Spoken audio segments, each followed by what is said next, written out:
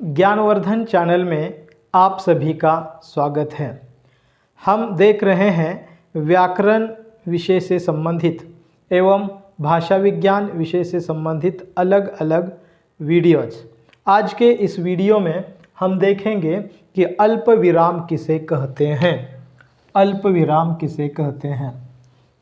अल्प विराम किसे कहते हैं, यह देखने के पूर्व हमें यह देखना चाहिए कि विराम चिन्ह क्या होते हैं।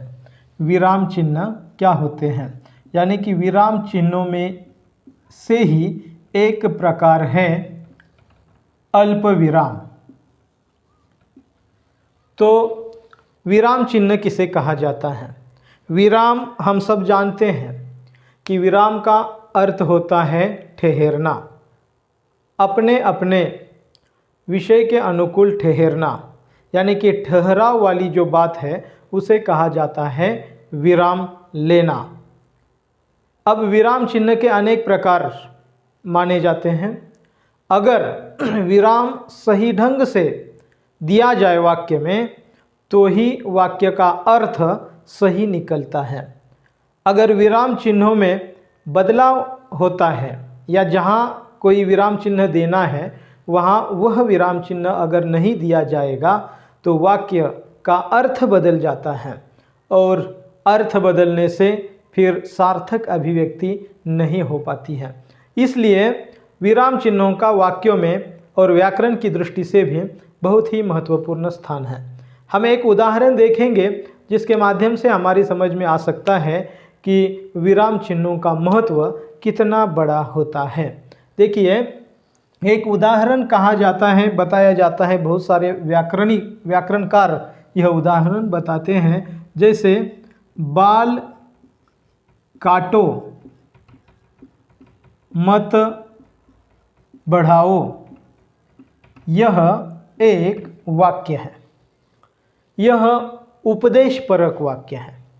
अब यहाँ पर कोई विराम चिन्ह नहीं दिया गया है, लेकिन मैं यहाँ पर विराम चिन्ह दूंगा जिसकी वजह से आपके समझ में आएगा कि विराम चिन्हों का महत्व कितना है।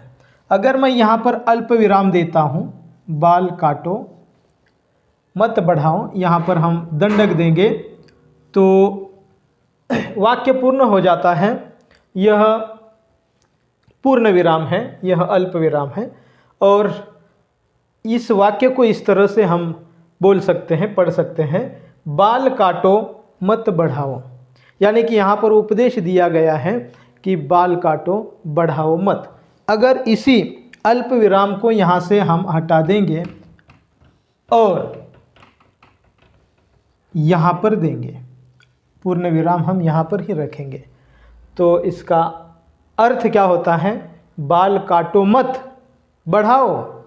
इसका मतलब यह होता है कि अर्थ का पूर्णतः विपरीत अर्थ भी विराम चिन्ह सही न देने की वजह से होता है। तो इस तरह से विराम चिन्हों का महत्व होता है। आज के इस वीडियो में हम देखेंगे अल्प विराम किसे कहते हैं और अल्प विराम का महत्व। अल्प विराम वहाँ दिया जाता है जहाँ पर थोड़ा ही ठहरना पड़ता है, पूर्णता नहीं। जहाँ हम पूर्ण वाक्य करते हैं और वहाँ ठहरते हैं, वहाँ दंडक देते हैं या यह नुक्ता देते हैं मराठी में, तो वाक्य पूर्ण हो जाता है, तो उसे पूर्ण विराम कहा जाता है। अल्प विराम का मतलब होता है कि थोड़े समय के लिए रुकना, ज़्यादा नहीं रुकना है और फिर वाक्य हमारा कंटिन्यू आगे हो जाता है। तो अल्प विराम के भी नियम हैं।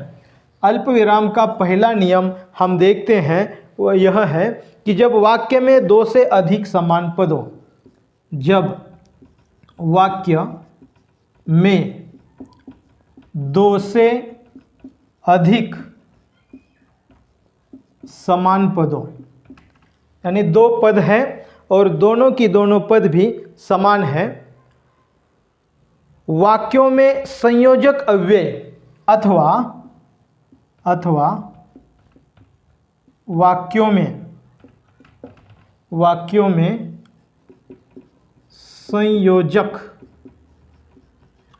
संयोजक अव्यय और की गुंजाइश, अव्यय और की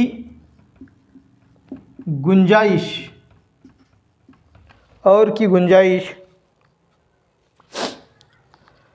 हो तो उस स्थान पर अल्प विराम का प्रयोग किया जाता है। गुंजाइश हो तो वहाँ पर अल्प विराम दिया जाता है। नियम को फिर से आप समझ लीजिए कि वाक्य में दो समान पद होते हैं तब अल्प विराम दिया जाता है, अथवा वाक्य में संयोजक अव्यय और की गुंजाइश हो, यानी कि वहाँ पर हमें और कहना है, इसकी गुंजाइश हो तो वहाँ पर अल्प विराम दिया जाता है। इसके उदाहरण के रूप में हम देख सकते हैं कि जैसे युधिष्ठिर,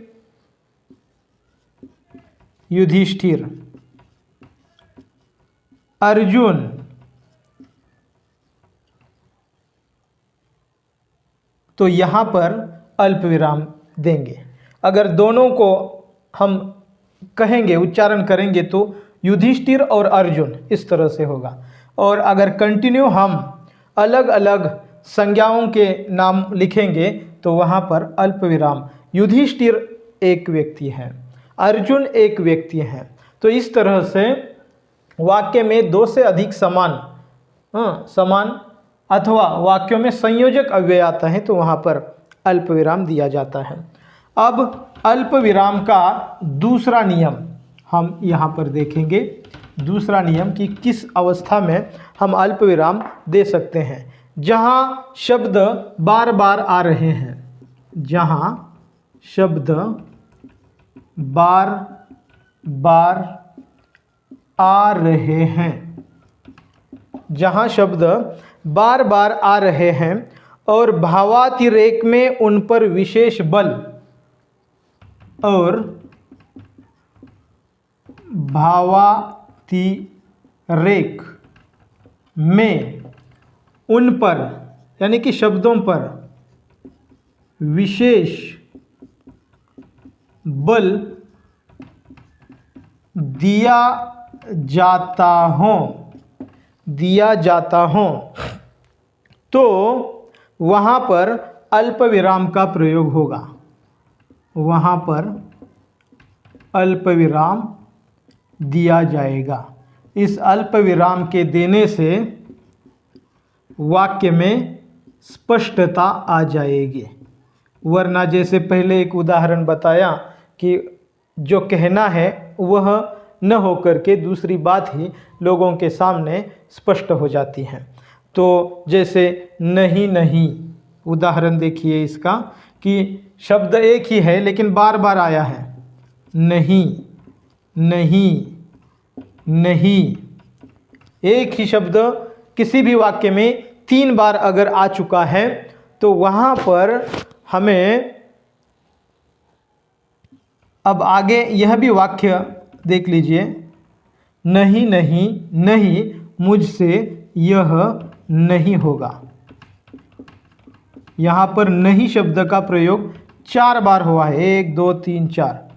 लेकिन अगर हम यहाँ पर अल्प विराम नहीं देंगे तो देखिए नहीं नहीं नहीं, मुझे यह नहीं होगा, तो यह अर्थ ही गलत होगा।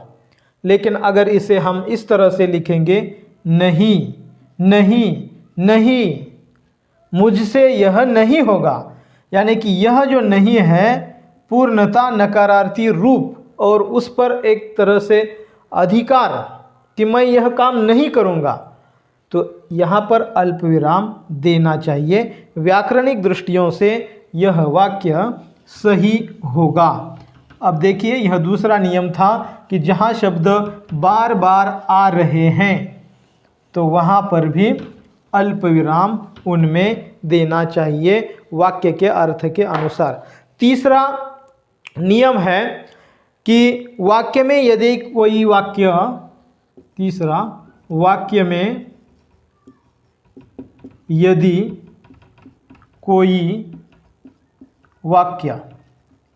वाक्य में यदि कोई वाक्य खंड अथवा अंतर्वर्ती पद्यांश, खंड अथवा अंतर्वर्ती अंतर्वर्ती